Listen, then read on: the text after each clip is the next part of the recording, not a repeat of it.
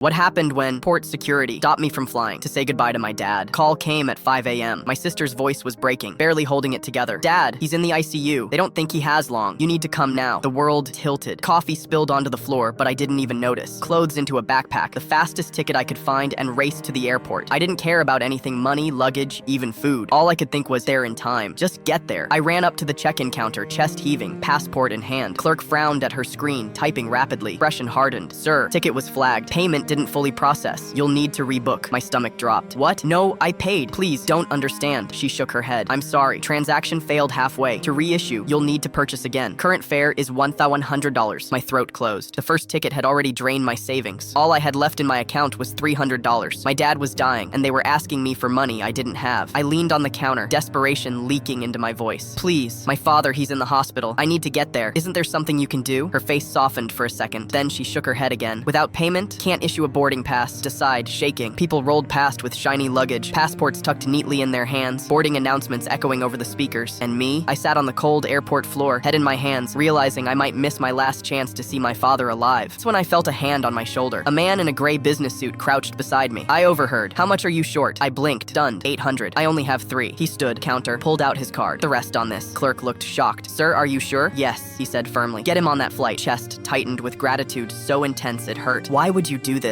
I whispered. His eyes softened. Because I missed saying goodbye to my mom. I live with that every day. I don't want you to. Minutes later, boarding pass in hand, I sprinted through security. Every beep of the scanner, every shuffle through the line felt like the universe was mocking me. Clutched that pass like it was life itself. Plain, I pressed my forehead to the window, tears sliding silently down my face. Every minute felt like sand slipping through an hourglass. I whispered a mantra to myself over and over. Please let me make it. Please let me make it. When we landed, I bolted from my seat before the seatbelt sign even blinked off. I grabbed my bag and sprinted through the terminal, heart hammering. My sister was waiting at the curb, eyes red. She grabbed me, sobbing. You made it. We raced to the hospital. Bursting through the ICU doors, I found my dad, pale and weak, wires tangled around his frail body. His eyes fluttered open when he saw me. He smiled faintly, came, took his hand, squeezing like I could anchor him to the earth. Of course I did. I'll always come. We had 2 hours. 2 hours of whispered stories and laughter, old memories, and I love yous. 2 hours of holding on like maybe, just maybe, time would wait. And then he was gone, peaceful, surrounded by love. The funeral, people kept saying, you're lucky you made it. And they were right. But it wasn't luck. It was kindness. Kindness of a stranger who chose not to look away when I sat helpless in that terminal. I never got his name, never saw him again, but I remember his words. I missed saying goodbye to my mom. I don't want that for you. Now, every time I set foot in an airport, I think of him. Sometimes I even scan the faces in the crowd, half hoping to see him again. And one day, when I spot someone else stranded, desperate, ready to give up, I'll remember him. And I'll be the stranger who steps in and says, put it on my card. Because sometimes the smallest act of compassion